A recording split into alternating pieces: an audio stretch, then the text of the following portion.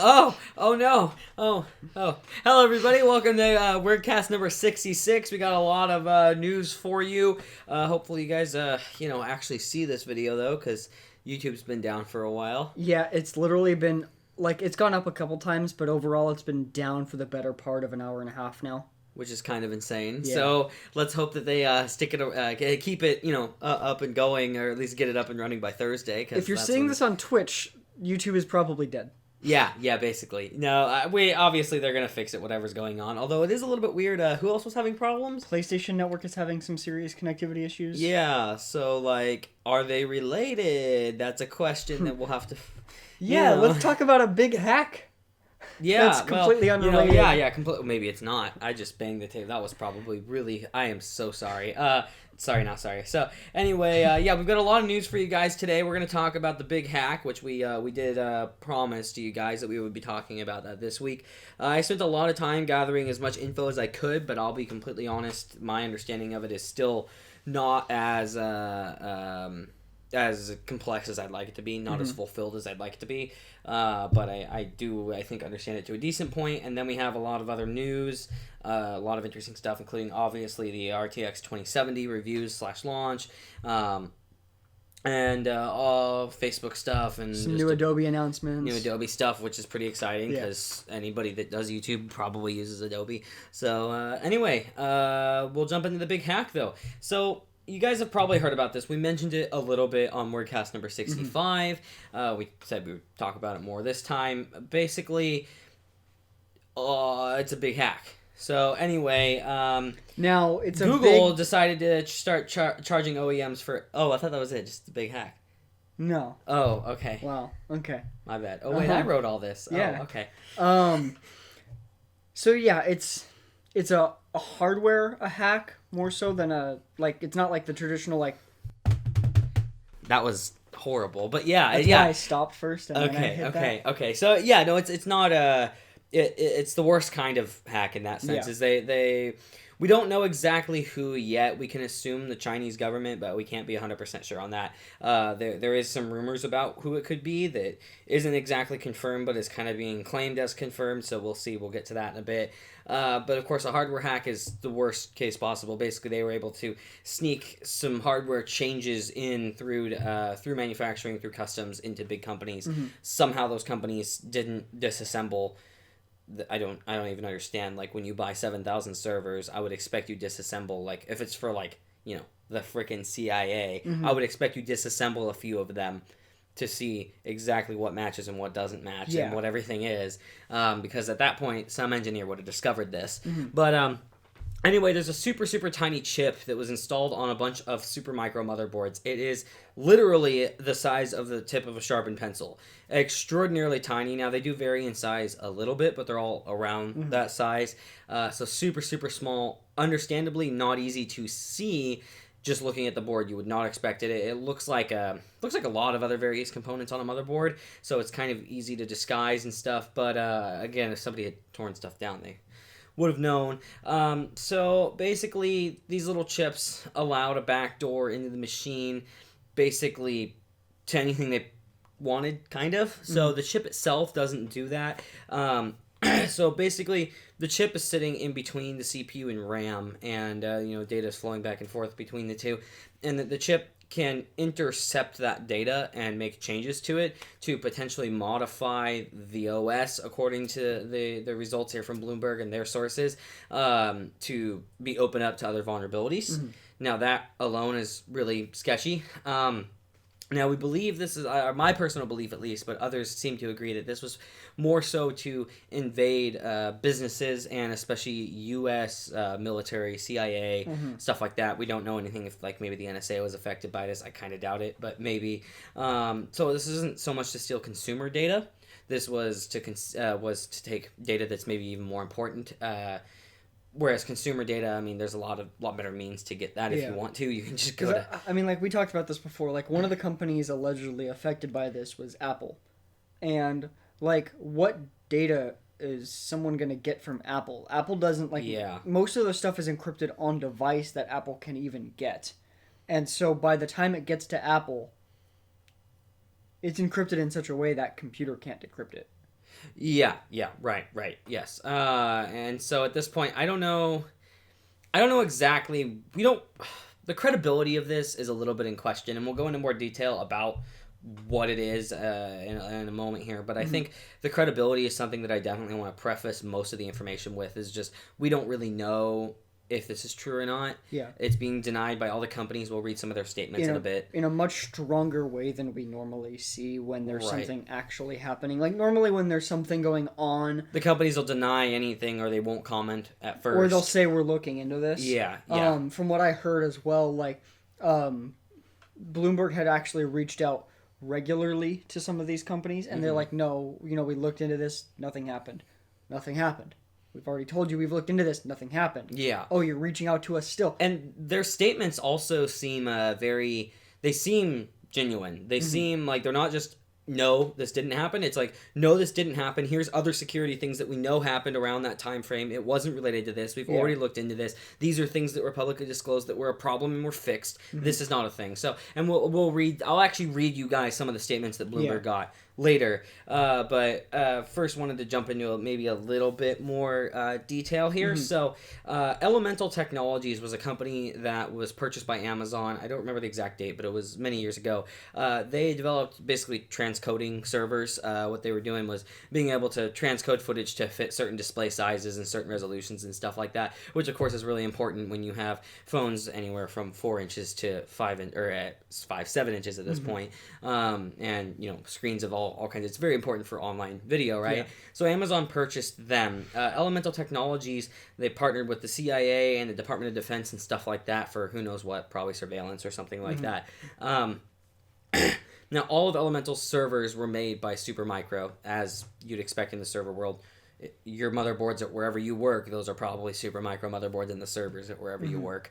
And so, obviously, that makes sense. Now, that could mean that basically everything in terms of Elemental Technologies was compromised by this, but that depends on a lot of things because as far as we get it, this wasn't really something that Supermicro directly did or even was forced to do. We don't think it was Supermicro's manufacturing plants. We think it was ones that they partnered out to help keep up with capacity because obviously in the market we're in today, unless you can build a factory every minute, you're not going to keep up with capacity.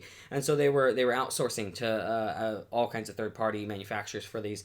And we believe that it was a third-party manufacturer that was strong-armed by somebody to do this and was implementing this. So that might mean that it's not all Supermicro servers. Yeah. Again, which would go back to if you test, 5 out of 7,000, that would help you find things like this. And then, something to note with as far as like who might have done this or how might they have like forced this onto them.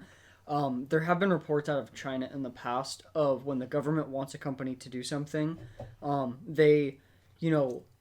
they don't threaten them like physically, but they threaten them with things like lengthy inspections that will essentially shut them down. Yeah. And so it's like your business, it's like, do you want your business to operate or do you, and do you comply or do you want to go out of business? Yes. It's pretty much how some of this stuff gets threatened when it's at least at a government level. You and your notifications, every single podcast. I'm leaving this in here. My notifications are now turned off. Good job. I flipped the switch in my pants. Whoa, I don't want to know about your switch in your pants. What?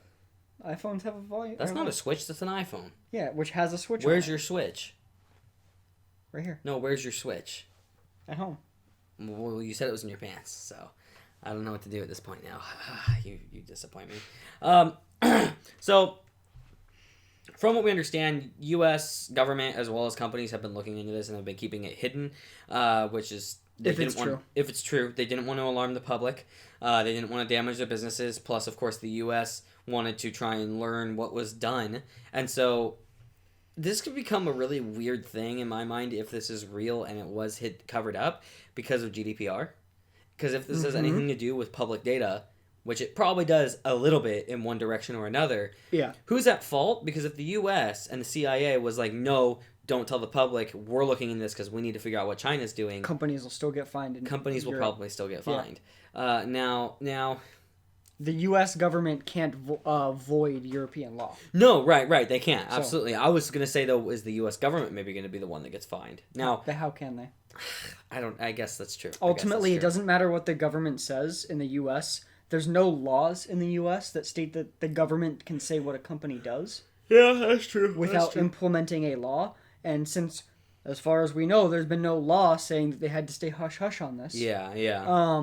That at that point, it's more so the U.S. government requesting they stay silent. No, there was a law passed through. It was pushed through with some bill for like tractor emissions. Probably. And then like way down in there was like peaches aren't allowed to like be inside a computer, and then like these companies can't disclose this right next to that same line item. Probably. So, something like that. That is how our government works. That is how they push anything through at this point. But like without an actual like law on the books, nothing they can do. Now, if there is a law, can the EU do anything? The EU can still fine the companies. Okay. The companies just have justification to the public as to why they still chose to break EU law, because ultimately, and at that point, the fine might not be quite as high either, right? It depends. The EU could ultimately decide we don't really care what the US says or does if the law is going to hurt our constituents. That would be a bad situation right there. That would be a bad situation, like in terms of EU versus US. Yeah, but things have already been getting heated. That's true. And I mean, when it comes down to something like, consumer security, the EU would easily get a lot of people in the US to say we prefer what their stance in this specific situation. If it's like the US government is hiding things from people and the EU law is, we need to tell people. You're gonna have a it's not like all of the US is gonna be like screw the EU. You're gonna have a decent chunk in this situation be like, okay, I understand where they were coming from. I agree. Yeah. It's just a really complex issue when it's something, if it is as big as this is, it's a really complex issue in my mind of whether or not it should be disclosed or not, right? I think it's not, with most things it's a simple cut and dry answer, but with this one I think it's maybe a little more complex than that. Yeah. Because now, we don't know what was stolen, and so... When did this supposedly happen again? It's been happening for years. Yeah. Now, I wanted to mention something, though. If they were still looking into this because they didn't know if any consumer data was stolen or not, because the GDPR is protection for consumer data, correct? I think it's any data, but also under GDPR, if you discover a vulnerability, you have to disclose how much you think it could affect. Yes, the maximum potential affected consumers. But if their assumption is this didn't affect any consumer data, maybe they could be void of still saying some anything. level of disclosure.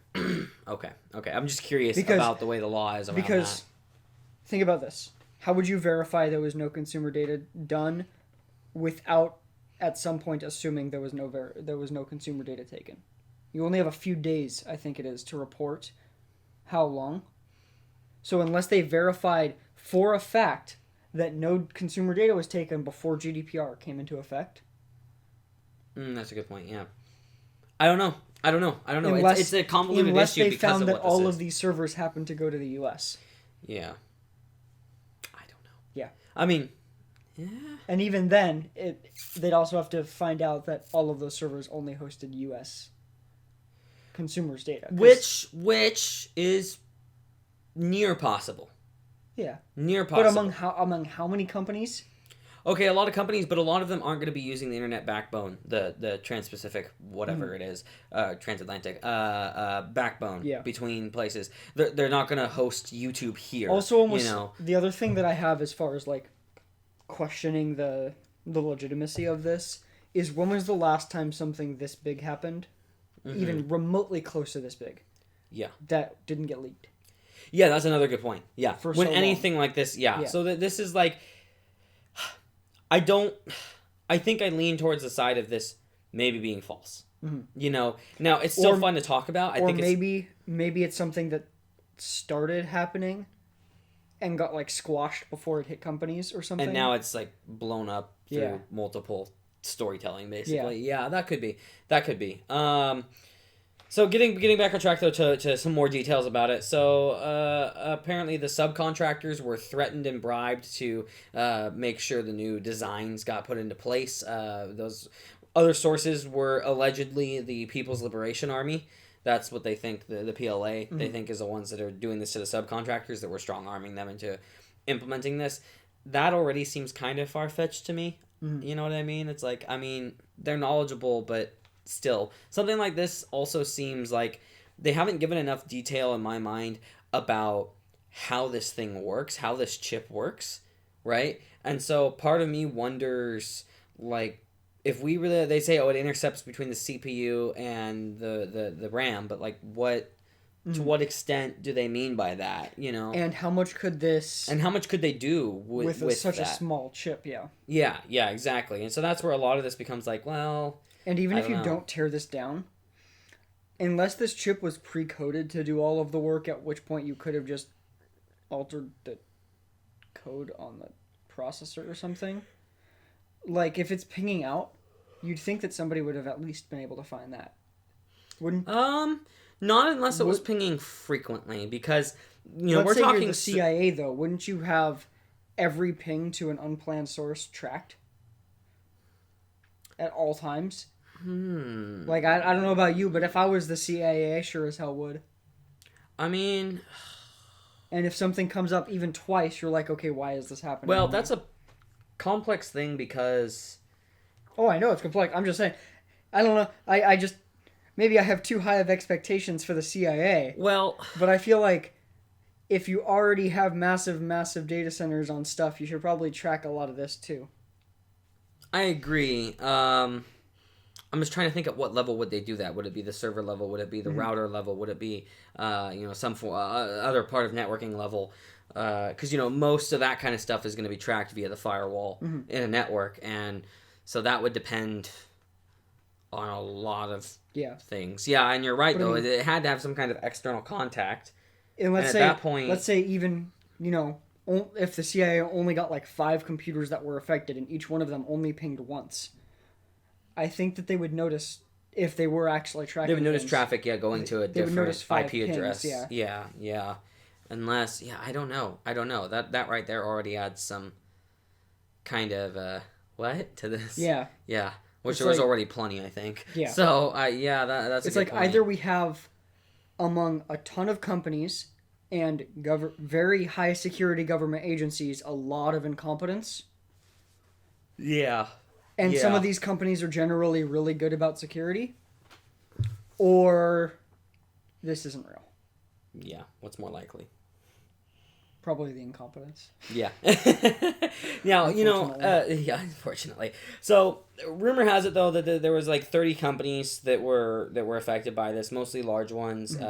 Apple, Amazon, who knows, maybe Google, YouTube, whatever it may be. But... They say 30 companies, and the confirmation is Amazon and can't think for a second. Apple, Amazon and Apple are the ones that are confirmed by their sources. Of all the major tech companies, I feel like if anyone wasn't affected, it probably would have been Google.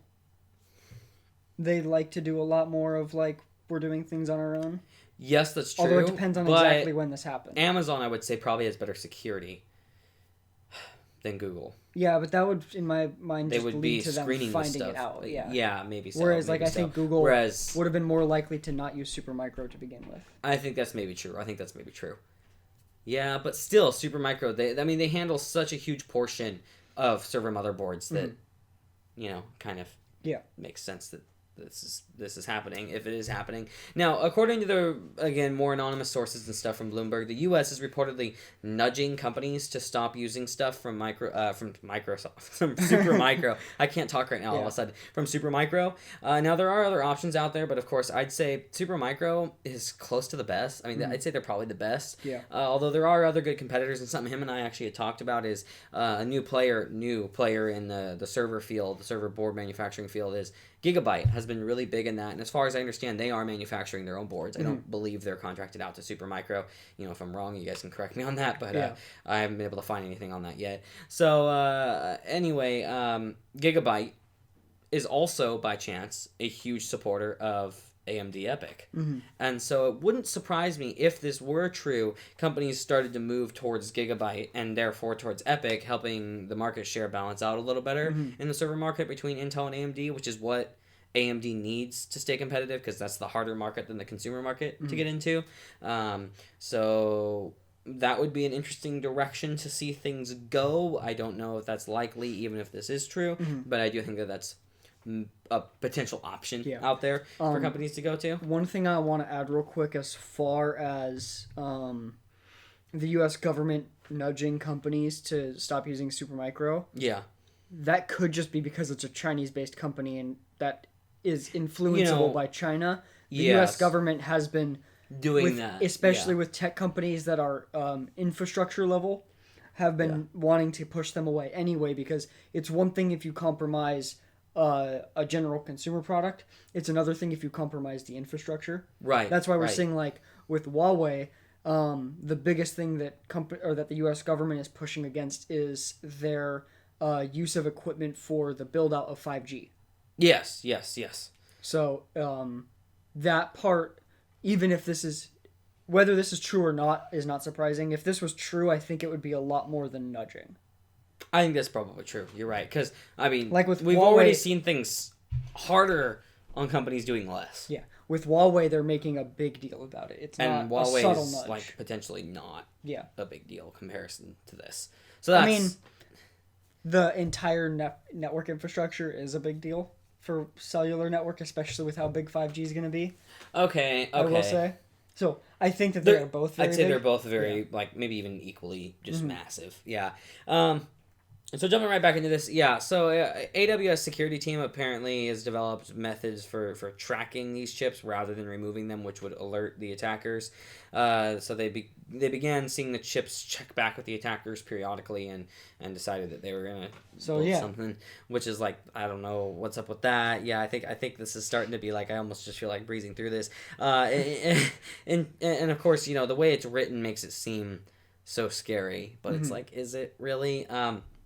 Now, this was one thing that was interesting that does actually go for its credibility a little bit. So in 2016, Apple allegedly severed ties with Supermicro because of this hack. Now, as far as I can find out, this is actually backed up by the fact that Supermicro and Apple did indeed sever each other.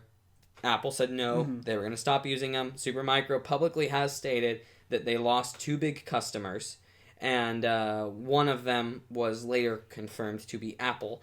So, kind of makes sense. And another weird thing is, Supermicro stock, as of August 23rd this year, has been put on pause for, I don't ever say it, I'm just NASDAQ. So, that's a little weird that they, like, why is Supermicro stock paused? I don't quite get that. That doesn't make a ton of sense. Yeah, that can happen for a number of reasons, though. It can. Especially since they would have known that this was going to come out. Yeah. Because, I mean, you and notifications every episode. You always ask for... It's always the same notification, too. We've got an update for you. Oh, wow, yeah, every time. And then it updates your computer while we're working. You always ask for comment on stuff like this. And so, yes, Supermicro could have done this to protect their stock because they knew it would get hit because this was true, or they could have done it because if it's not true, they could have spoken with the board and spoken with because is Supermicro, do they have, oh yeah, they do have US stock because it's on NASDAQ. Yeah. They could have, spoken with US regulators and essentially all agreed to, like, put things on hold, especially if our government does believe this is not true. Yeah. I don't know enough about stock, but I do know that, like, stock being put on pause isn't always because something bad. That's true. So, I mean, there can be various reasons. I'm not an expert on stock either, though, so I won't get into that. Now, I'm going to read some of the responses to you guys directly, but I wanted to start off and preface it by one thing that I did think about regarding all of this is if this is true and it is being covered up, right? And then you have the press people responding to the press, right? It wouldn't surprise me if even the top PR execs at these companies don't know anything about this. If they were actually trying to cover it up as a company, right? Or if the U.S. was making them cover it up, it wouldn't surprise me if the PR agents, they're the last person you'd tell if you're trying to cover something up, right? And so it would not surprise me at all if if this was true and the PR companies weren't lying, they just didn't know, or the PR people didn't know and weren't talking about it because they had no idea. So I would kind of hope that's what you do, your PR company, and then you don't or PR. I keep saying company, PR employees, and you don't just give them information. I mean, and a then lot tell of them them to lie. do use outside companies. But okay, that's true too. But these companies, Apple, Amazon, no. So I wanted to preface some of the statements with that, as who knows, but they're still interesting statements. So to jump back into it, we got some responses here from several companies, and I'll just read through them just so you guys can hear what they have to say about this. I'll try and skip some sections because some of these responses are really long. So here's Amazon's. It's sorry, quote, "It's untrue that AWS knew about a supply chain compromise, an issue with malicious chips, or hardware modifications when acquiring Elemental. It's also untrue that AWS knew about servers containing malicious chips or modifications in data centers based in China, or that AWS worked with the FBI to investigate or provide data about the malicious hardware. We've reviewed our records relating to the Elemental acquisition for any issues related to Supermicro, including re-examining a third-party security audit that we conducted in 2015 as part of our due diligence prior to the acquisition. We've found no evidence to support claims of malicious chips or hardware modifications," end quote. And then they go on to talk about some other vulnerabilities that they had, some other issues that Supermicro had, when they were fixed, what they were, etc. So very detailed response. I read less than half of it. Now jumping down to Apple. Quote, "Over the course of the past year, Bloomberg has contacted us multiple times with claims, sometimes vague and sometimes elaborate, of an alleged security incident at Apple. Each time we have conducted rigorous internal investigations based on their inquiries, and each time we have found absolutely no evidence to support any of them. We have repeatedly and consistently offered factual responses on the record, refuting virtually every aspect of Bloomberg's story relating to Apple. On this, we can be very clear. Apple has never found malicious chips, hardware manipulations, or vulnerabilities purposefully planted in any server. Apple never had any contact with the FBI or any other agency about such an incident. We are not aware of any investigation by the FBI, nor are our contacts in law enforcement," end quote. So that's their response. There's a lot more. Actually, Apple's is probably one of the longest. Supermicro's response, I'll read the whole thing because it's short, which is kind of ironic if you ask me, but they don't really care about their public perception, so it's understandable, I guess. Okay, so Supermicro's response, again, I'll read the whole thing, it's pretty short. So, quote, "While we would..." Wow, I'm going to restart that because for whatever reason, I was going to skip like 3 lines and just continue from there. So anyway, forget that. Quote, "While we would cooperate with any government investigation, we are not aware of any investigation regarding this topic, nor have we been contacted by any government agency in this regard. We are not aware of any customer dropping Supermicro as a supplier for this type of issue. Every major corporation in today's security climate is constantly responding to threats and evolving their security posture." That's a funny term, security posture. Anyway, back to the quote. "As part of that effort, we are in the regular contact with a variety of vendors, industry partners, and government agencies, sharing information on threats, best practices, and new tools. This is standard practice in the industry today. However, we have not been in contact with any government agency regarding the issues you raised. Furthermore, Supermicro doesn't design or manufacture networking chips or the associated firmware, and we, as well as other leading server/storage companies, procure them from the same leading network companies," end quote. Now, that right there, as you were kind of talking about, the networking stuff is kind of makes sense. I mean, we know Supermicro doesn't manufacture networking stuff. That doesn't mean that this chip couldn't necessarily use the networking equipment, right? But it does. That is factual. That is kind of a weird thing for them to throw in there, but I guess it kind of makes sense. The primary manufacturers for networking chips in servers, Intel, period. But also, you have options like a Quantia and stuff like that. Let's be real here. Any good server buyer knows to just go with Intel NICs, unfortunately. I would like there to be more competition in that market, but anyway. Tell a Quantia to be better. I mean, it's just drivers, man. Their hardware's incredible. Their hardware's so good. It's their drivers that are problematic, but whatever. And then China responded. I'll I guess I'll read this too, because this one's not too long. So, quote, China is a resolute defender of cybersecurity. It advocates for the international community to work together on tackling cybersecurity threats through dialogue on the basis of mutual respect, equality, and mutual benefit. Supply chain safety in cyberspace is an issue of common concern, and China is also a victim. China, Russia, and other member states of the Shanghai Cooperation Organization, I've never heard of that, proposed an international code of conduct for information security to the United Nations as early as 2011. It included a pledge to ensure the supply chain security of information and communication technology products and services in order to prevent other states from using their advantages in resources and technologies to undermine the interest of other countries. We hope parties make less gratuitous accusations and suspicions, but conduct more constructive talk and collaboration so that we can work together in building a peaceful, safe, open, cooperative, and orderly cyberspace. End quote. Open? So one thing, open. I also wanted to say I love their choice of wording as far as undermine the interest of other countries, because they don't allow outside countries' products to be used in their infrastructure. Yeah. So they specified other countries because it's not going to affect them. No. But they don't want it to affect the countries that they're trying to influence. That's true, or do they? But also, open. You use the word open. You want an open cyberspace, and then they say, no, I love the wording. I love the order. Peaceful, safe, open, cooperative, and orderly. I think the only one I care about is orderly. Yes, I think so. And cooperative with them. Mm-hmm. So anyway, that was it's more of response. Complicit than cooperative. Yeah, that's true. So really, that's pretty much all we have to say about it. That was the big topic the biggest topic of the week. Although as we go through it with a fine-tooth comb here, and by fine-tooth I mean we are not like super high level server PCB, investigators. I did go to school for cybersecurity. I do run corporate networks and stuff, but I don't work directly with heavy-duty server hardware like analysis in this sense. So I can't promise you that I do know anything. I can't talk tonight, probably because I didn't get coffee this afternoon.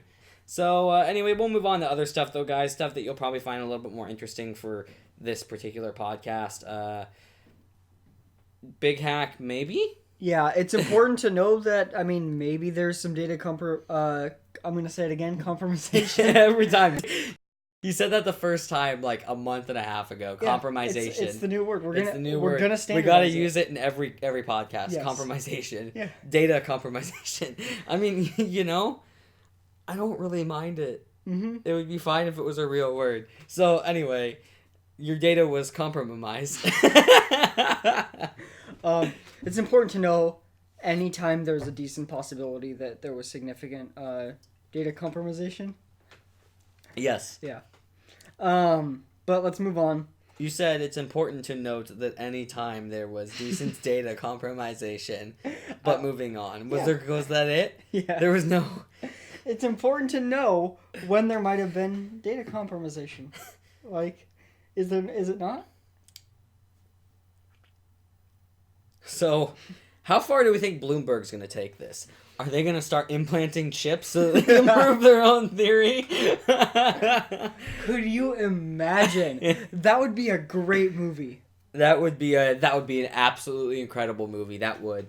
But no, I don't think Bloomberg's trying to be malicious here. I bet you they do have a lot of sources saying these things. I just find it all far-fetched, and some of the ways it was put together a little far-fetched. And also, I don't know how tech-savvy the writers were. I'm not saying that they weren't. At least they weren't talking about KDM switches. Oh yeah, we'll get to that. But no, I don't know. I don't know how tech savvy they were. They seemed fairly tech literate, but who knows for sure. I don't know what this person's profession is. Well, I know what their profession is, but I don't know what their profession is in terms of what they've studied for else from this.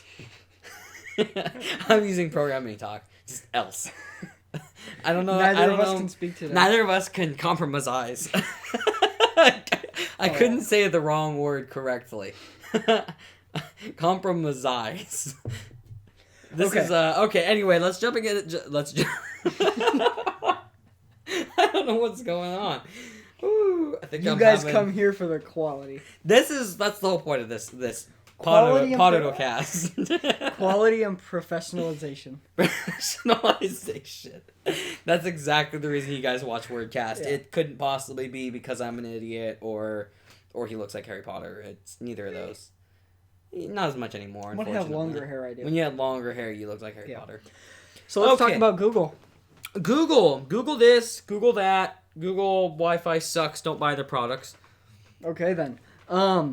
So this is some pretty big news. We did talk about a few months back some antitrust issues Google was facing as far as Android in Europe. That was like only like 3 episodes ago because we had the couple weeks we missed. Oh but yeah, I think yeah. So to round things up for people that didn't see that, essentially, Google was facing antitrust issues in Europe because of the fact that in order to get access to any Google Play services on Android, you have to get access to all of them, and that includes Google Search and Google Chrome. And so essentially Europe saw Google forcing what are, while not essential parts to run Android, essential parts for how consumers see Android. Yes. In with Google Search. And since Android is such a massive operating system, forcing Google Search on everyone guarantees that it's harder and harder to compete. And yeah, that's true.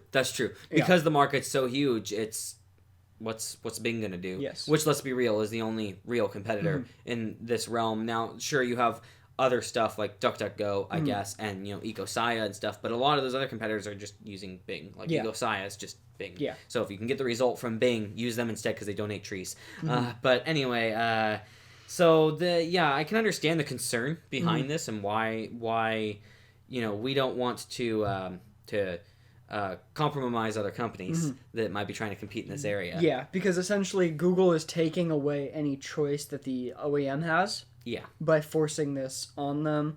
And so in response to this, so Google is getting fined like $5 billion. It's a lot of money. And they've been getting fined left and right. Ever since GDPR has been put in place, everybody's been getting fined left and right. There hasn't been a lot of GDPR fines except for Facebook. No, I mean ever since. I don't mean directly related to. I mean since that was put in place. Things have... Before that. I think there was a good amount. Europe's been cracking Europe's down. always been, which I think... Mostly I'm okay with. It depends. I think there's some of it most that's of my concern was more so with the exact amounts. Yeah, because some of them are just like but not then enough, you also and other have ones to are too think much. that it's like it's also a lot of different countries, and so they've had to agree upon amounts with how their representatives see their citizens' data. So it's like a big complex thing. It is. But getting back to this news at hand, so Google has announced some changes as far as how they're handling Android, Google Play services, and Google Search in Europe. So going forward, Android, the open source aspect. Can I interject for a second? You know something, though, that does bother me a little bit about the EU fining them and stuff for stuff like this, is I think if they make the change, they shouldn't be fined. But because they were supposed to make the change beforehand. Anyway. But the thing is, this kind of stuff was implemented before GDPR. Okay? This is not GDPR.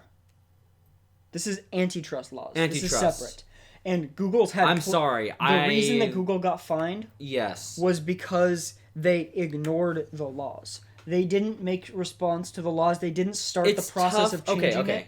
They could have at least said we're working on it. They didn't. They could have, and I agree. And shortly after getting literally within months, they have this ready. True, of course. A lot of the devices that already would suffer from these issues, were already in play. Yeah, but that's not what it was about. Yeah, it was about the new devices. I'll give you that. Google didn't change their policy or even give indication that they were working to change their policy as far as how this was being handled.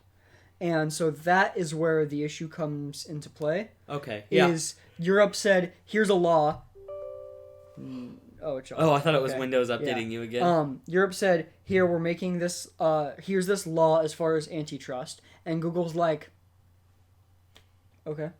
we'll wait for a fine and fight it in court, because that's generally what a lot of these companies do. That is what these companies will do. They just stop. They don't care. They think they're above the law. That's part of why we're seeing Europe increase or implement higher and higher fines, is because one of the big problems in the U.S. is most of the fines that we put on companies are slaps on the wrist. Yes. When you can screw over a ton of customers, like was it Bank of America or there was one bank that was like putting in false accounts and stuff like that. I don't remember. I'm not going to say a specific bank. Yeah. There was a bank doing a lot of sketchy stuff. They still turned a profit on that scam because of how little the fine was. Yeah. So one thing, and so that's where Europe's been like, if you're gonna scam the people we represent, we need to fine you enough to make up that money to put it back into the the governments to make up for that. What happens when all of Europe's economy is run purely by fining companies for breaking the law?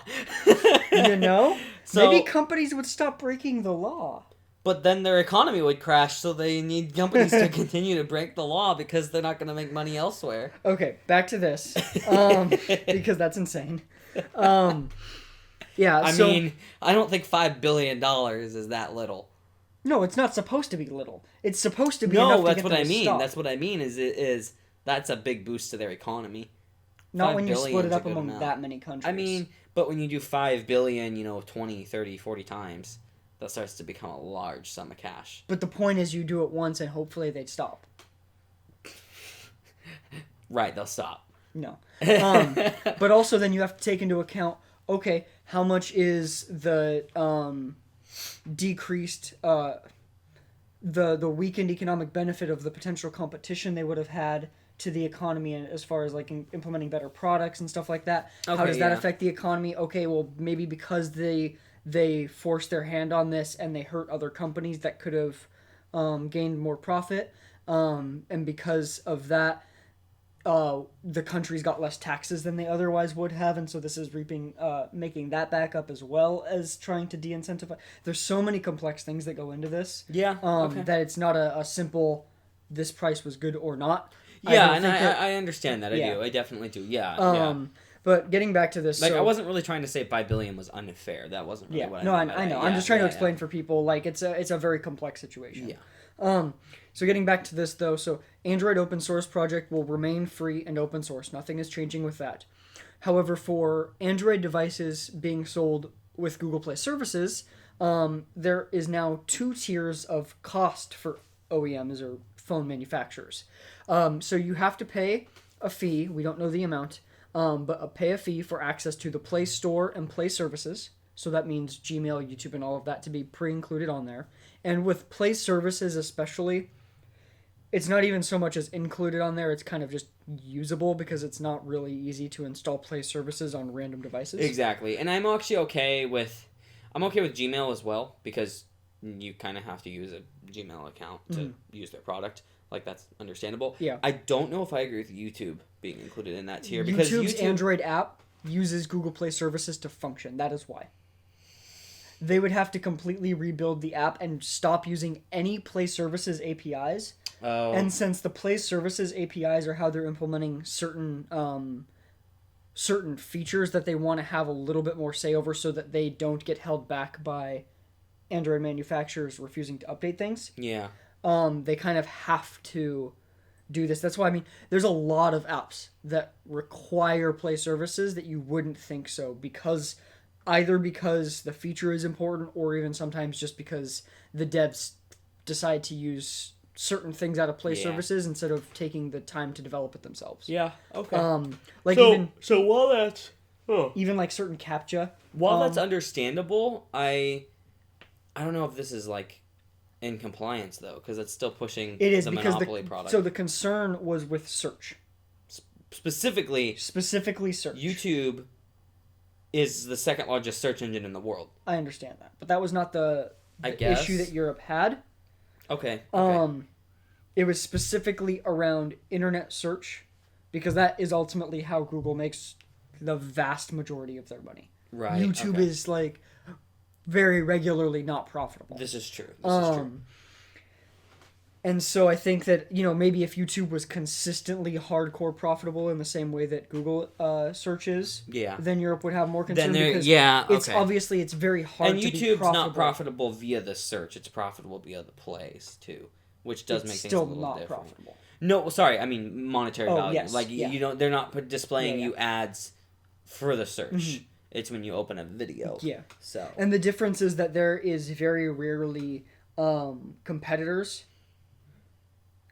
that you could actually argue would compete on the same scale of platform as YouTube. That is a dedicated video service. We've seen like Facebook have their Facebook video tacked on, but it's just a subpart of Facebook. Yeah. It's not a Facebook video I wish somebody could compete too, because it's like we've had some companies try. VidMe tried. The only company that's left that could is Facebook and Pornhub. Mm-hmm. Those are the only ones that have the infrastructure and the knowledge to do this kind of video. Vimeo could if they decided to. I don't think that they want to risk it though. I think they like being the premium tier. The premium high quality. Do they run higher bitrate though, do you know? I believe they do. Okay. Because a lot of what they're used for is for like independent film that's what I meant company, to say. Like that type of thing. Like the content creators, not in the sense of like us, but like content. Yeah, like you're not making like a tech review or a gameplay video. Yeah. You're making like a short film. Right. Yeah. Right. Yes, and that's a place where I'm glad there is a better offering in that sense out there, of course, and you can make money from it. I think you can make money off Vimeo, even though you're essentially paying for the hosting, paying for the server costs. Yeah. Whereas other than that, you can. Get cash. So How back much to is this. It? Maybe we should use it. I don't think it's worth it right now. Probably. So Google's going to charge for access to the Play Store and Play services, and then a separate tier of pricing for Chrome and Search. We don't know what any of this will be, but you have to pay for Play services to get access to the Chrome and Search. You can't have Amazon couldn't have Amazon's App Store and Google Chrome. Right. Okay. Which is fine. Yeah. So, essentially now with this, that's going to lead to a few things. Europe will probably see a small, I doubt it's going to be huge, but a small price increase on their phones. Their phone pricing is already very odd. So if it's $10 or $20, I don't think for most consumers that's going to be the deal breaker.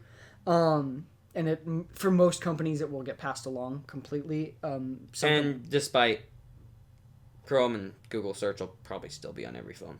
Most phones.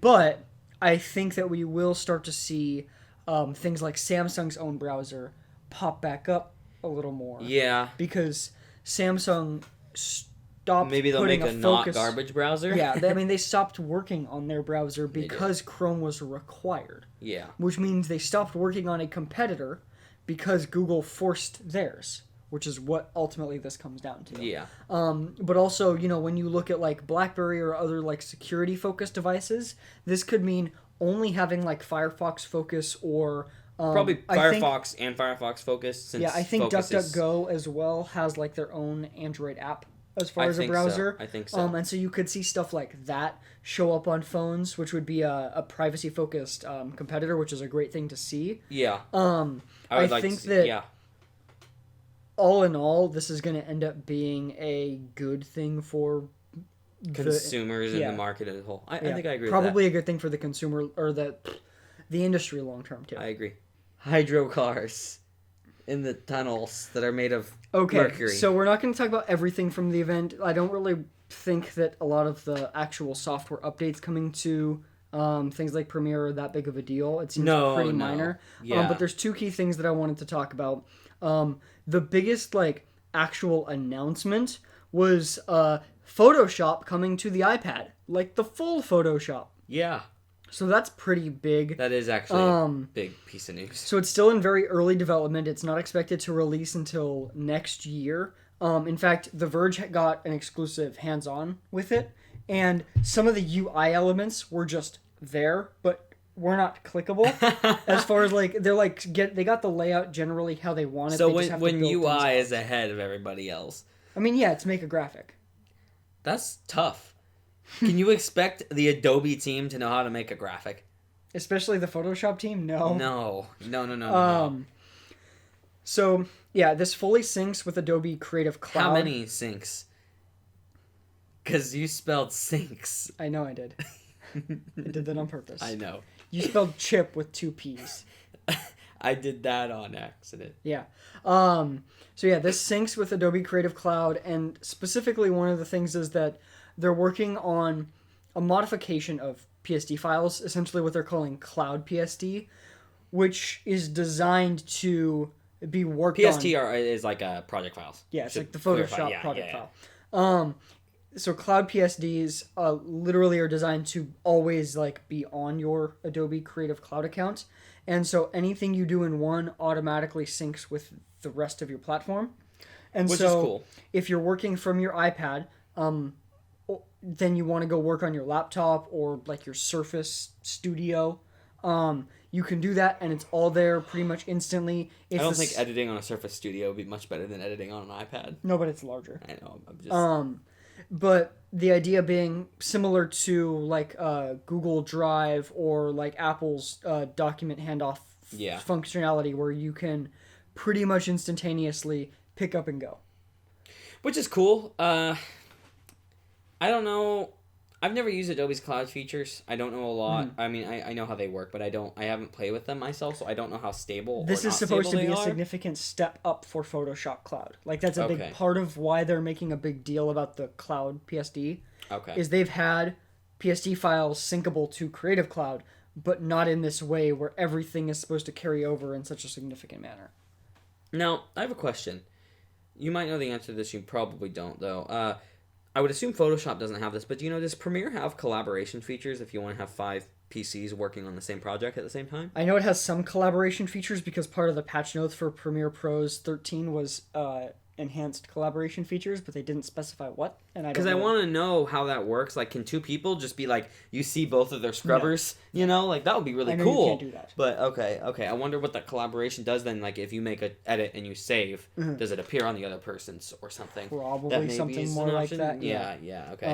That'd be cool if it was like Google Drive, just completely live editing. But so one of the other things that I want to talk about with Photoshop was just kind of how this got started, because I thought it was interesting. So they had a couple of developers on the Photoshop team just ask if they could get a little bit of time to port over the code base to iPad. Okay. And they were like, that would be a terrible experience. Why would you do that? Yeah. And they're just like, come on, just a couple of us sometime occasionally to work on this. And they did. And everyone was skeptical until the demo was shown to the higher-ups of those people. And then it worked very well for what was shown. And they're like, oh, this can work. This can make money. Let's put a lot of people on this and do this right now. Okay. And here we are. I like that. I like the way that started. Yeah. They've been working on it for about 18 months. See, what we're about to talk about next is video editing on iPad. But I wanted to... A lot more than iPad, but yes. Yes. I wanted to say that I feel like photo editing and stuff is something that can much more easily be done. And I don't mean in terms of processing power. That's a whole nother story. I mean in terms of UI and the way you work with stuff, it can much more easily be interacted with for photo. I can't speak right now. Woo! I feel like it's a lot... so I think that it's something people could more easily get used to and work with photos and photo editing on an iPad versus video editing. I think that photo editing is something that could be done fairly properly on that, and in some instances even better because you can do it by hand with a stylus a little bit easier. I think video editing and other aspects, especially things like web design where you want 20 monitors if you can and stuff like that, it becomes a little bit more complex to do something like that on a tablet. And I think that just it depends on how the UI is designed. I mean, you obviously porting over just like well, I don't mean just like the UI. Bad, I mean like the tools you have with you, mouse and keyboard versus pointy. Having worked with, not extensively, I should specify, but having worked in, I messed with Rush a little bit on my phone. Having worked with iMovie on the iPad, like when it's designed for mobile, it can be a lot better than I think you're expecting. I guess if it's not cut back editing. I guess if it's a cut back editing program, because the level of stuff that you can do on a desktop application. It also, I mean, a lot of it depends on how they're designing it. So, let's get on to Premiere Rush. This is the other interesting thing. They actually announced this a while back, but they're releasing Rush, it now. Is that's spelled correctly, right? Yes. R-U-C-H. Oh, okay. no, Rush. Okay, I was like, what the heck? I was like... R-U-S-H. R-U-S-H, okay. Which makes a lot more sense. Yeah. So this is a new... it's Premiere. It's a new video editing tool. But this one is focused on... And it's not Premiere Pro Rush. I kept calling it that. I want to clarify. It's Premiere Rush, not Premiere Pro Rush. Which makes Pro finally a significant term because you have... Yeah, beforehand it was just like, it was just Pro. because it sounded good. Yeah. Like, legitimately, like, sounded good. Yeah. So this is a, like, internet content creator-focused video editing tool. So think like, people just getting started, like vloggers, especially vloggers, I think are going to benefit from this the most. Yeah, I think they're going to benefit a lot, as well as just smaller time YouTubers in general. Yeah. And when we say small time, we mean in terms of their editing tasks, of course, not in terms of their channel. Big vloggers could still potentially use this, right? Easily, yeah. But obviously somebody like us, it's a little bit of a different story. Our footage not only takes up 100+ gigabytes for everything, but it's like, the formats I turned it into take up terabytes. This is something though that for the lighter weight editing could be really good for somebody just getting into it, or like the idea you had with trade shows and stuff like that. This is a very focused editing tool. So it's got things for it that are much easier to do than in like Premiere. So when you look at like motion graphics, that's something that's generally a somewhat complex thing to do. Yes. And so they've got some tools that make motion graphics, especially when it comes to like text and whatnot, much, much easier to work with. And I think that's where a lot of the stuff in Premiere Pro could be simplified, but for doing really complex edits, you might not want it to be simplified. Yes. And so I think that's where the balance is for something like Rush, is you look at, okay, what is the target audience for this actually doing? Yeah. Okay, they don't in general need this complex stuff, so we'll give them a tool that is easier to work with on mobile and just easier to get started with in general to introduce them to the Premiere platform. I think, and I think it's great. I mean, I have nothing against this. Yeah. I know there's some people that are bitching and, why are they trying to do something like this on such a weak machine? And I'm like, I don't disagree with that sentiment, but the thing is... It's also not just on iPad or iPhone. It's also on desktop. Yes, that's an important note. Yeah. That's an important thing to know. And I guess I'm okay. I'm especially okay with this because it's a simplified version. Because like I said, like literally just porting Premiere Pro, it's not going to work. Yeah. Versus Photoshop, that's a much easier task to take on. It's essentially a starter Premiere. Yeah, and that's... Yeah. Okay. Yeah. And so with this, you've got a few interesting things. For one, the plan, they have 2, 3, I'm going to mess around with this plans. On my computer, by the way. They've got a few different plans. So they've got the free starter plan, which gives you unlimited projects, but only 3 exports. So if you wanted to make actual content, you can only do... And that's 3 exports videos. Total, not like per week or month or something. Okay. And 2 gigs of cloud storage is included with that, so you could back up like just the file. Yeah. And then for $10 a month, you get unlimited exports and 100 gigs of storage for Rush, which especially if you're doing like making the content with video recorded from your phone, should be fine. Fine. I'm flying. And then they've got, if you pay for Premiere Pro's single like app plan, which is $20.99 a month, you also get Rush. I hate that the price went up on that. Yeah.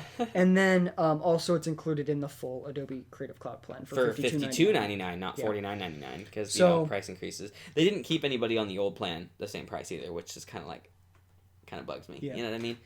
So it's out on iOS, Android, and desktop, or not Android, out on iPhone, iPad, and desktop now. It's coming to that's Android. The full version, like that's not like a beta or anything, Correct. Right? This is like okay. The beta was actually something they were working on earlier this year, and they had like private and beta access. Private beta, like okay. Because I was gonna say I hadn't heard of it. So. Yeah, it was called Project Rush before. I'll try this out just to see what it looks like and how it plays. I wonder, like though, if it's even gonna support like different formats in terms of video codecs and stuff. Probably not. Probably just like H.264. It's probably got whatever's going to run best on mobile. And that's like it. Yeah. It probably won't have support for DNxHR and all the other stuff that I play around with. Because I mean, ultimately, like when you're looking at for mobile, there's probably only one or two that are actually going to be viable on it. Yeah, this is true. And so, why give people the option to accidentally change something that is not going to work? No, I want to put a 1 terabyte video project file on my iPad and edit it. Do it. Wouldn't fit. No. No. But to be fair, if you bought a Huawei phone, you'd have to buy their memory card. We'll talk about that. That was a fun thing. Yeah. So it looks interesting. I'm glad. One of the other really cool things about this I wanted to mention, though, I forgot to put this in the doc, but it's really cool. On the iPhone app, they have built into it a camera app that has a lot more settings, so you can have more control for a more like pro level video recording. Okay. Which is cool because I have a really good camera app for this that I bought, but it's pretty much only for photos. So what do you do for video? Yeah. So okay. This has that. And you don't need the. So are you going to be making videos on this for your channel, our channel, both? Probably both. Okay. Yeah. Cool. Because I'm excited. I mean, like I said, I'll mess with it too and just see what it's like on desktop. I don't probably plan to use this, although it may be something I want to put on my laptop at some point. I don't know. And then one really useful thing. So, and part of the reason it comes with the Premiere Pro plan is that the project files on this are something you can open in Premiere Pro. So not the other way. Correct. Emphasize that, but from Rush to Premiere Pro. So let's say you start, you record something with your phone, you do a couple basic edits, or you move it over to your iPad and like structure out the video how you want. Yeah, you're doing like maybe cuts, inserting your outro, stuff like that. Messing with the audio because it does have Adobe's AI audio stuff built into it. Oh, where it syncs up the audio and never does a good job? No, the actual like AI stuff. That's not. I know what you're talking about. We're talking so like one of the examples is you can have you can throw a music track on there and then have it automatically lower the volume of the music track when you start talking. That type of thing. Right. And it'll detect when you're talking and it'll do all of that for you. A bunch of other stuff like that. I haven't messed around with that stuff yet, so I don't want to get too into it. No, that stuff tends to, from Adobe, those newer features tend to be kind of quirky. Yeah. Too, so I'll warn you and other users ahead of time. But yeah, so like you can do like a basic like getting your edit ready on iPad. Like let's say you're on your way back from your shoot or whatever. And on commute or especially public transport being bigger and bigger. What if you're just chilling? And then you can then hop over to Premiere and do the more complex editing. And so that actually makes Creative Cloud potentially viable because honestly, my personal opinion on Adobe, the actual cloud portion of Creative Cloud, has been, why would I use it? I'm like, what's the bloody point? But now this actually maybe gives some reasoning towards why you might want to just have everything somewhere and just, I want to edit from my Mac and my desktop and my PC and like my my iPad. However, the thing that throws a wrench in that is that with anything, I don't understand this, with anything other than their like photography specific packages. Yeah. You have to like literally call them to find out pricing for anything above 100 gigs. There's a 1 terabyte option for their photography package, but nothing else. The full Creative Cloud package is 100 gigs, and there is no option without calling them to get higher storage amounts. So if you wanted a terabyte so you could work on decent projects, you have to like reach out to them, figure out the pricing, and it might not be worth it. Interesting. So maybe that's something that they're going to change, and they just haven't gotten to yet. It does depend. I guess if you're working in H.264, 100 gigs is probably enough for a single or even 2 projects. With a lot of footage. But why is the Photoshop plan bigger? The one That's that comes what's with weird. the 1 terabyte. I guess because they're expecting you to store it there permanently. Because, like, obviously, especially like with DNxHR or something, you wouldn't want that to be something that you store on the cloud because that needs to be able to load really quickly. Yeah. I mean, seriously, unless you have SSDs that can be, transferring over a gigabyte per second, you're not going to do that. But for something like H.264, it could maybe be more viable. So, I don't know. That's really weird. Though, that still is weird in my mind that it is that way. Yeah, because if you go with the photography plan, you get 20 gigs by default, but you can up to 1 terabyte for $10 more a month. Or you can get a Lightroom-specific plan for $10 a month with 1 terabyte. But then 100 gigs for the single app with no option to go up. And then for the full Creative Cloud, 100 gigabytes by default, up to 1 terabyte or 10 terabytes, but you have to call. That's really weird. You'd think they would just have a drop down for other plans, especially for the individual. I can see for the business having them call. Yeah. Because you might want to do certain things to scale, or Adobe would, based on how many people would be using it. Yeah, that's a good point. But for a single user account... You would think that you could select whatever you want. Yeah, why can't I pay $60 a month or $63 a month and get this, but with a terabyte? Yeah. That is odd. I don't quite get that. Adobe. Adobe's pricing has always been frustrating though to me, because fun fact, if you buy bulk business Adobe licensing, so first off, the business licenses are more expensive, despite being literally an individual yes and license. no. So the business license is more expensive than if you subscribe annually. It's the same price as the monthly plan, or 50 cents. Okay, that's true. Yeah, sorry, 50 cents. But you want 10 users, right? Mm-hmm. So we're talking $80 here for a single user. 10 users, $800, right? Mm-hmm. You want 100 users, $8,000. 1,000 users, $80,000. Mm-hmm. They don't give you discounts for bulk purchase, and that's something that bothers me. Is I feel like once you go above 10, there should be package deals at certain increments of, oh well, if you buy 10 or more accounts, you get them for $50 a pop, and if you buy 100 or more accounts, you get them for $20 a pop, or something like that, because you just keep adding and it just goes whoop. It just scales so quickly. Yeah.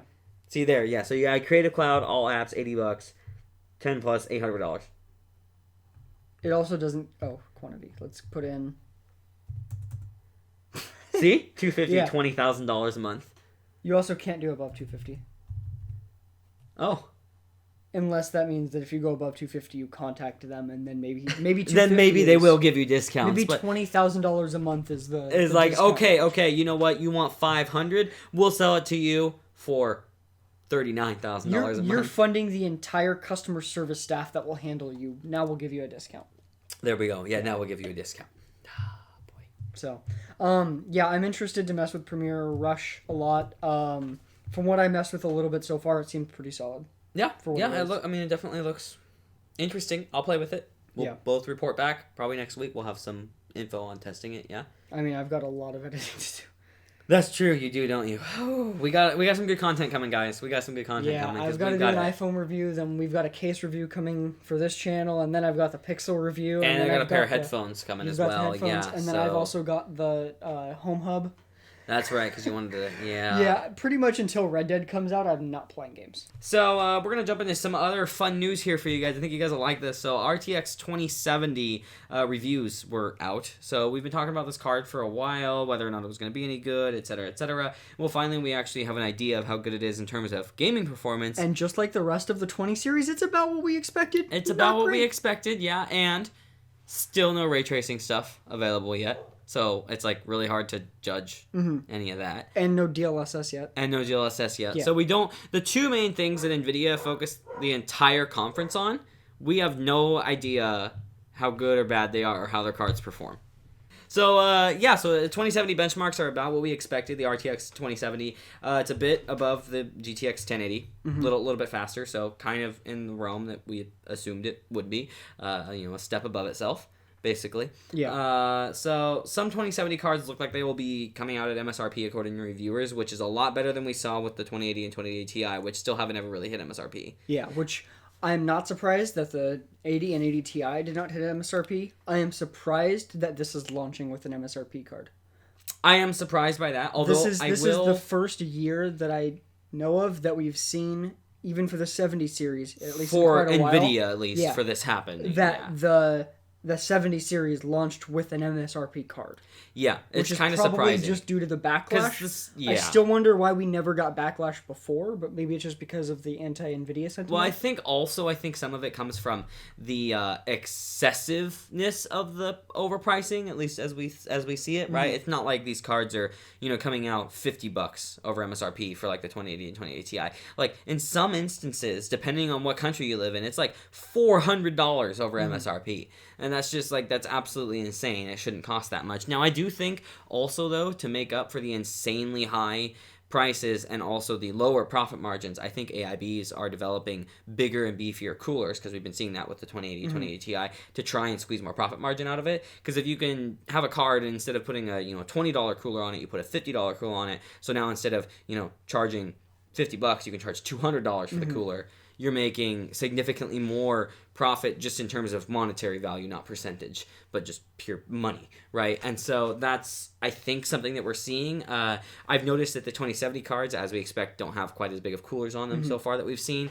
Performance, again, I mean, until we see DLSS and RTX stuff or ray tracing stuff, I don't really care that much about the performance of these, other than the 2080 Ti, because it was a leap above what the top in the world was. But in terms of the 2080 and the 2070 being equivalents to last year's stuff, albeit a step up, obviously, but it's like we've already seen that performance. It's not something that we haven't touched before. Like people that have 1080 Ti's, it's not like you go to a 2080 from that, right? Or a 1080 to a 2070. It just doesn't make sense. So I really want to see the other stuff. So that's why this wasn't like our top topic of the week, is like, cool. Now, but since this is actually seeming like it's going to be available at MSRP, and with where, I mean, yes, you can sometimes find them for quite a bit cheaper, but in general, $500 is also about where we're seeing some 1080s. Yes. Your option, this is where I think for the 10 series versus 20 series, it is worth getting an MSRP 20 series. Is when it's in a situation where it's basically the same price. Yeah, you're getting a little bit more performance. Because this does a lot of games were like 5 to 10. Yeah, FPS this more. wasn't like the 2080 versus the 1080 Ti where it was like 50-50 split who won. This is very much the 2070 is faster than the 1080. That is a fact. It's not wishy-washy in the middle somewhere, but not by a significant. So if you can pay the same price for guaranteed faster, but then also potentially that ray tracing in some games and more realistically for the amount of games, DLSS. Yeah, well, and also just longer term support, period, and lower power usage, all the other benefits that come along with this. Let's say you get, 10 FPS from this card on the games you play, and then DLSS gives you another 5. Well, there you go. You got 15 FPS. That's a pretty good jump. For essentially the same price, or very close to. Yeah. And so, honestly, if you're looking to buy a card, I wouldn't say buy one now, because we want to wait and see. But if you do buy one now, I'm not outright saying don't. I'm just saying probably don't, but if you do, it's not the end of the world. If you need a card and you're in this price range, then go for it. Don't buy a 1080 instead, because we already know the raw performance. But I would still overall wait until we see ray tracing and DLSS before buying any 20 series card, if you can. Plus, the 80 series will continue to drop in price. Yes, it will. That's true. So, hopefully. Yeah, I mean, if you can find a 1080 for $400, then 10 frames is not worth $100. No. It depends on what you are doing, right? 10 frames can be a lot if you're talking, 50v60. Yeah. But, So I would say, though, this is definitely a good card to keep an eye out for if it stays at or around MSRP. It's one that I could outright recommend, whereas the 2080 and 2080 Ti are so expensive. Even at MSRP, I feel almost like, I don't know if that's worth it, I'm putting together a build for a buddy of mine, and we were thinking about going with the 2080 Ti, and we're like, it just destroys the rest of the budget for the build to the point that it's just not worth it. And it's just unfortunate, because then I'm like, why go with the 2080 when a 1080 Ti exists for cheaper? Yeah. But this is a very different situation. Of course, I'm still more excited for the true mid-range stuff, which is going to be 2060 and 2050. But it also won't be RTX. Yeah. So that's where it's like, I wonder how those are going to perform, or if they're just going to be rebranded Pascal stuff, which, I mean, as long as they're moving things up the stack, I'm okay with that. If a 2060 is the same GPU from a 2070 Ti, or 1070 Ti, then I'm more acceptable of that rebranding. I would be very impressed if there was a 2070 Ti maybe accidentally leaked by mentioned. Aorus, right? But we're not even really going to cover that. It's literally it's because I said it by mistake. We're bringing it up. That's literally it. Yeah. So, but yeah. So that'd be like, I agree. That would be amazing if a 2060 had a 2070 Ti in it. Yeah. So speaking of ray tracing performance, we did get some news coming out from Remedy, the developers that are making the game Control, which is going to have some ray tracing effects in it. Specifically, they were talking about the performance hit that comes from ray tracing. And this is actually pretty interesting. So what they were saying is that, and to specify this, they're using 2 rays per pixel, which I think means that the 2070 would be able to take advantage of ray tracing in this at this performance level. I believe that's okay. So essentially what we're looking at is a total of 9.2 milliseconds additional render time for all of their ray tracing effects. Specifically, we're looking at the contact and sun-based shadows with the noise reduction for that. Takes up 2.3 milliseconds of render time. Reflections use 4.4, and then the global denoising lighting uses 2.5. So all in all, we're looking at a 60 FPS total, we're looking at about a 20% performance hit. Now, what I wanted to mention is, of course, at higher frame rates, that's going to be a lower percentage because the number for the ray trace rendering is fixed. As far as I understand, the way that this is working is higher frame rate doesn't mean your GPU has to work harder on the ray tracing portion. Yeah. It's its own thing. And whether you're running at 30 or 250 FPS, the delay that you get added into your frames by ray tracing is going to be around the same. Now, of course, that'll vary game by game. So this is what their testing shows. Yeah, of course, and this is just so far. Yeah. This is still for them. They've said this is very early on for their development of ray tracing. 20% isn't insignificant though either. Of course, no, that's I mean, if 12 it goes FPS. So if you go from 60 to 48, that's enough to go from perfectly smooth to kind of gross and stuttery. Yes. So that's a pretty significant hit. Of course, though, if you're only losing 12 frames, let's say at 100 FPS, that starts to become more acceptable. Yeah. So it depends. I do think though ray tracing might be more intensive at different resolutions, though. I'm not sure about that aspect. Because what I was gonna say, also you don't have to render ray tracing at the same resolution as what you're rendering the rest of it as. No, right. And so if let's say you have the higher cards like the 2080 Ti, let's say you're rendering the ray tracing at 1080p. And everything else is 4K. Main game at 4K. You could probably get a lot lower performance hit. You know what I feel like? I just feel like the ray tracing stuff, the biggest issue with it is the strain it puts on reviewers to review it properly. Oh yeah, because this is not going to be an easy thing. I want a ray tracing card just to mess with testing because it's like, and not even necessarily for us to like review it testing wise, just to see how complex it is to make this. And so I feel like this does actually make it harder for the smaller reviewers to test. It'll be a lot of data. All in all, until will Linus be able to sum it up in 5 minutes? I don't know. He'll find a way. He'll cut out whatever he needs to. Or just 1.5 times speed. Yeah, I think until we get to the point where the bottom tier, like we're talking like 50 cards from NVIDIA, have been ray tracing capable at the 2070 level for, I would say, not even 2070, full ray tracing at the 50 tier cards for 2 to 3 years will be when we start getting the biggest benefit from ray tracing, because that's when developers can really take that risk in saying, screw rasterization, we're going full ray tracing. Yeah, and it's easier, like we've talked about before, it's overall going to be easier on the devs in the end, so they're going to kind of want to. It's an incentive there for them.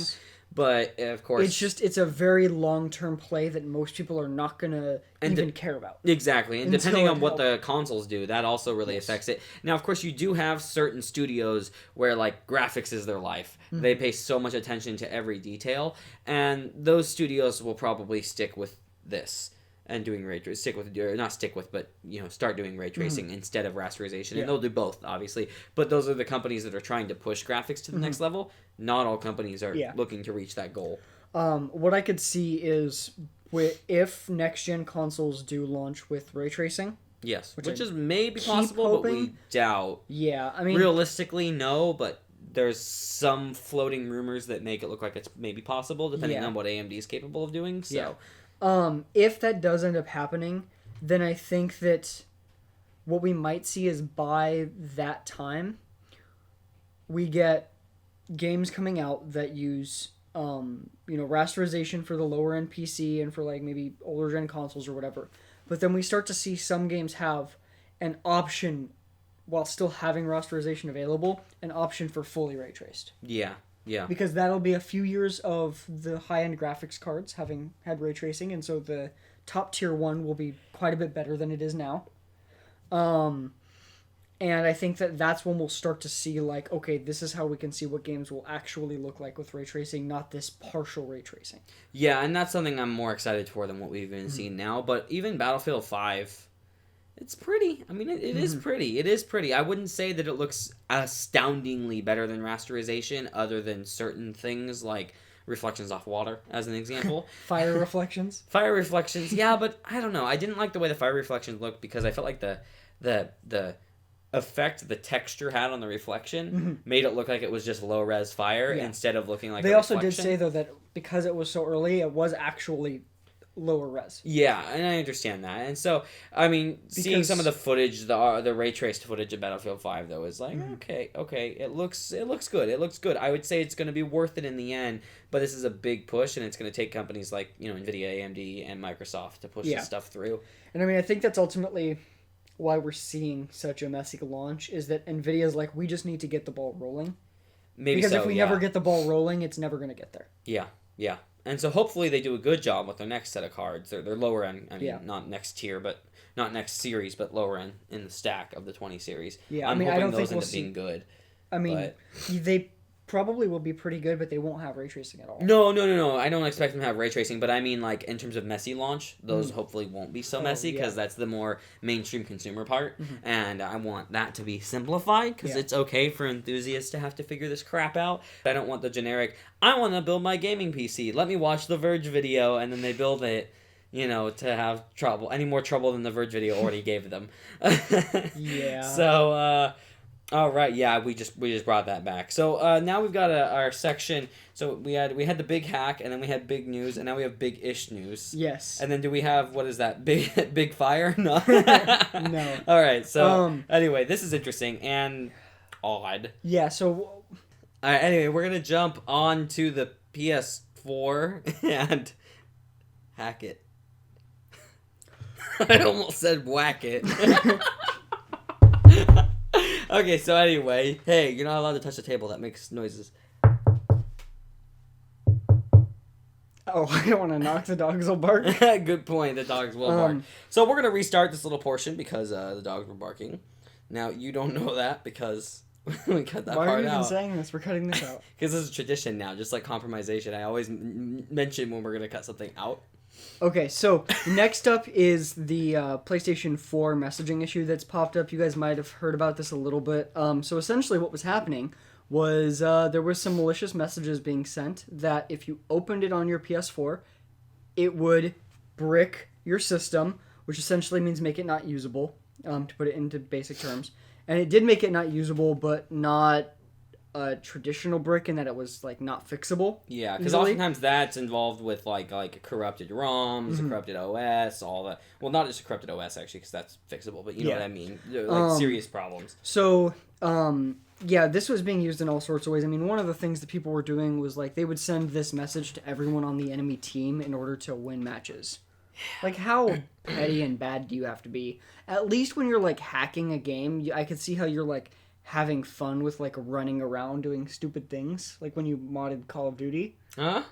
But what? I would but never with do this, this. it's literally just like kicking the enemy team offline to win. I mean, how salty do you think I am?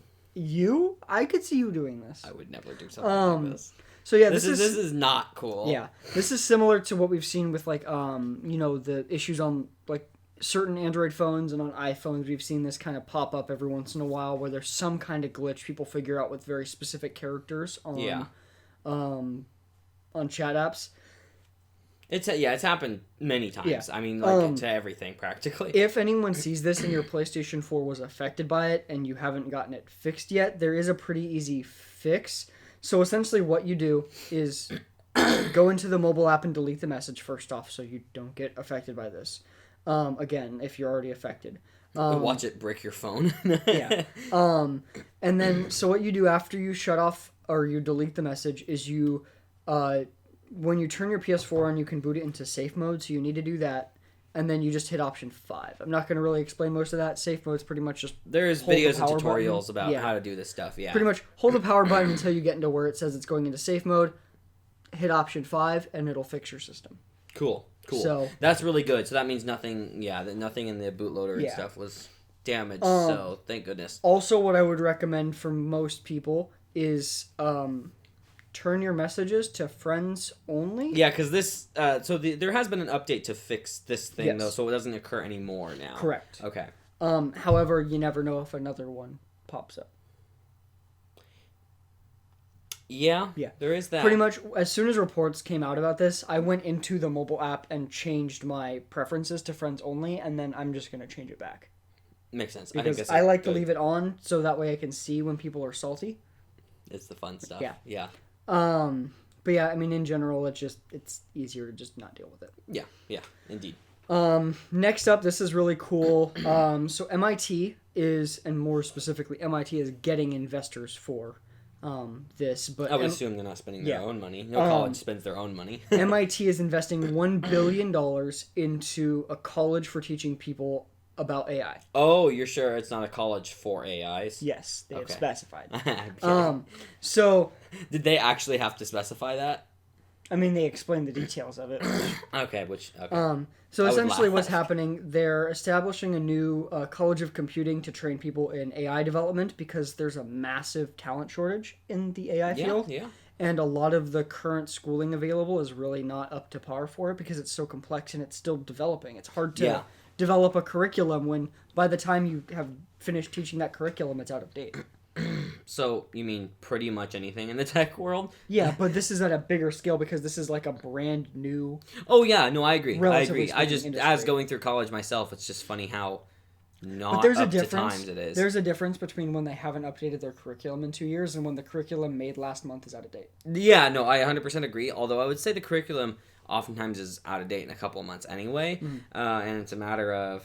But how you can't significant? Well, yeah, that's true. But you can't. I just feel like in the tech field, you can't use a traditional college system. You know what I mean? And that's why places like MIT and stuff have been more dedicated to focusing on cutting edge stuff. Yeah, because and I mean you have to design your curriculum around the fact that it is going to change, and you need the most important thing I think especially when it comes to something like AI, is ensuring that people understand the concept of it well enough that if something changes or if there's a new tool or language or hardware for them, they can easily adapt to it rather than teaching them like here's how to do current AI. Yeah. So obviously $1 billion is a lot of money. They've raised about 2/3. So they're building a new building, is that correct? Yes. It's like a dedicated new college. Yes. It's not just like a new section or something like that. It's its own college? It's still at MIT. Okay, but it's its own... But it's like it's its own thing there, pretty much. The entire building isn't computer science. It's just a majority of it. Right. Of course. But yeah, so they've got 2/3 of the funding already. $350 million alone has come from one person. I think it's Stephen A. Schwartzman. He's the CEO of an equity firm called Blackstone. Okay. I don't know much about them. I don't know anything about them. Never heard of them. It's just notable that a third of this entire college's funding is from one person, which is cool. Which also it makes sense when it comes to the fact that he's running an equity firm. Oh. So if he wants to invest in AI, he also wants there to be good talent. So this is just another investment for him. That's a good point. He will profit off. He will probably profit off of this in the long run. Yeah, especially for somebody. I mean, if he can donate that much money, that's probably not that significant to him anyway in terms of what could be brought out of AI being good. So. Oh yeah. So yeah, this is scheduled to open September 2019. So essentially, the first students attending this would be fall of next year. So I'm quitting WordTech and in a year, going there. Yeah. So this is actually like for someone that's like that was looking at maybe something like MIT that's just now going to be graduating this year. Like that's a senior now. This is something to really be considering. I'd say so. Computer science. Yeah, I would say so. So if you can get in. Yeah. So this is pretty cool. The building should be complete in 2022. So pretty much they're probably going to build like the first classroom. So like you're going to be sitting in class. There's not even going to be a roof. They're going to be working on the roof while you're getting lectured. Oh, yeah. There's going to be a guy with a jackhammer. You're going to be programming the AI to build the building. I see. And so it's a 3D printed building. But the AI has to design the building correctly for the 3D printer. Sure. Right? Is that where we're going with this? No, this is not a 3D printing college. This is an AI college. No. You are teaching the AI to know how to 3D print. No, I was going to say you're having the AI use robots to build it. Oh, well that's actually realistic. Yeah. So like one a of bunch the of spots yes, twerking while they build MIT. Okay. One of the things that I really appreciate with this, and one of the big concerns with AI in general, is the ethics behind it and what's developed and whatnot. So one of the big things is that they're going to be doing research on ethical considerations relevant to AI and computing in general. Yeah. So yeah, that's just ultimately it's really important. I thought it was interesting to talk about. I think that's really cool, and I'm glad because I actually wouldn't have known about it if you hadn't put it in here. Yeah. So very cool, very cool. Now this one was an update to something we talked about last week. So I'm gonna try not to rant about how horrible Facebook is this time. We're just gonna get through this. Yeah. So last week we talked about the Facebook portal. The very creepy idea behind giving Facebook a camera in your home. It's essentially a video chat device that is literally a camera and microphone connected to Facebook Messenger. And a big screen. And a big screen. A 15.6-inch screen on one of them. A very big screen. They're both ugly. They're both very ugly. I'll try and put some B-roll up so you can see just how ugly they are. Yeah. So when this was first talked about, it seemed like Facebook was really trying to make this a like privacy-focused device, like something where it's like they're making their money from the device.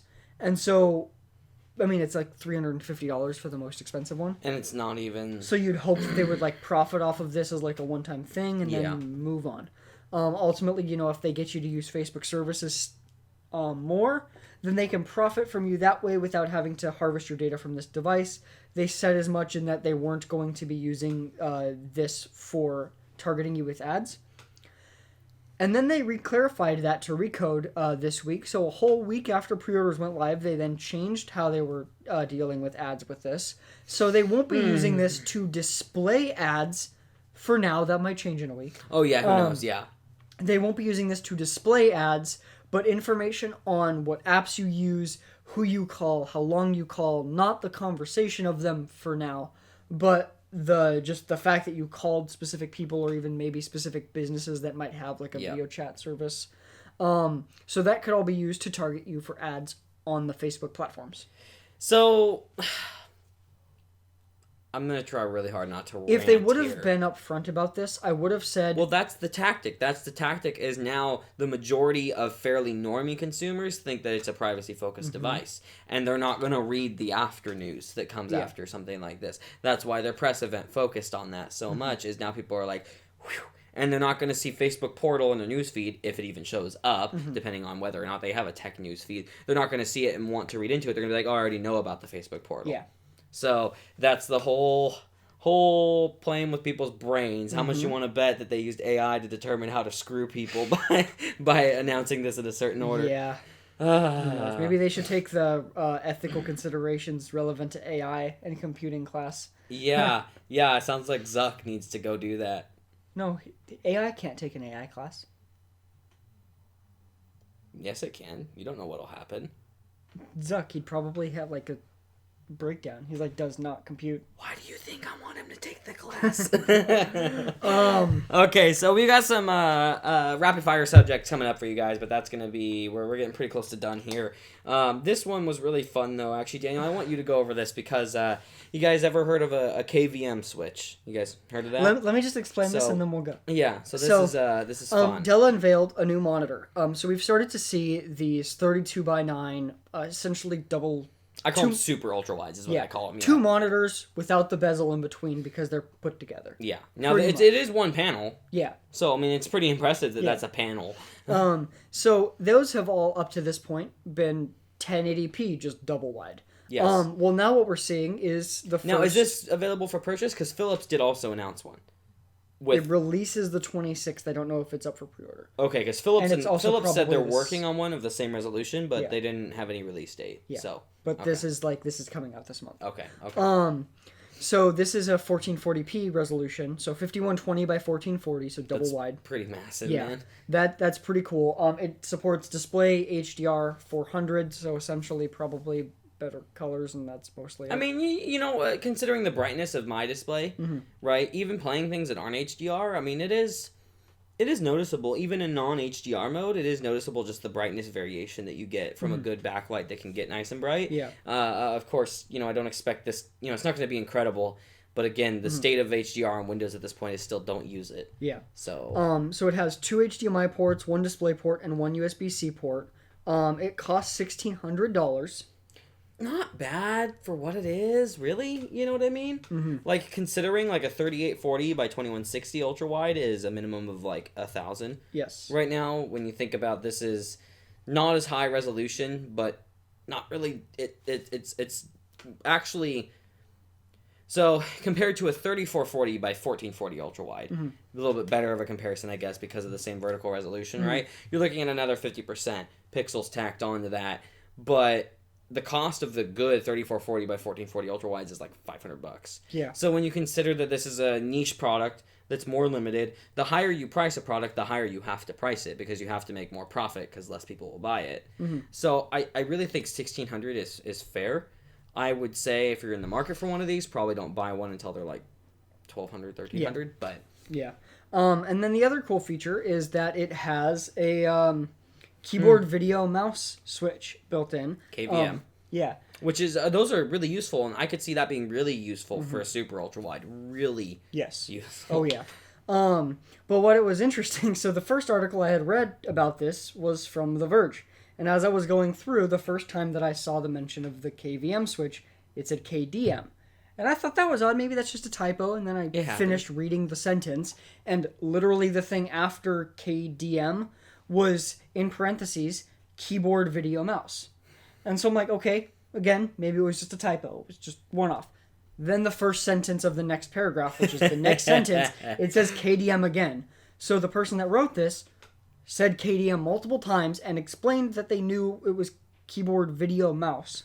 So I'm like, what is going on? What's happening? And then to throw things... that's the D in video, you know? Yeah. And then to throw things back to the video about the PC building that I mentioned earlier about the Verge built it was the the PC. Same guy.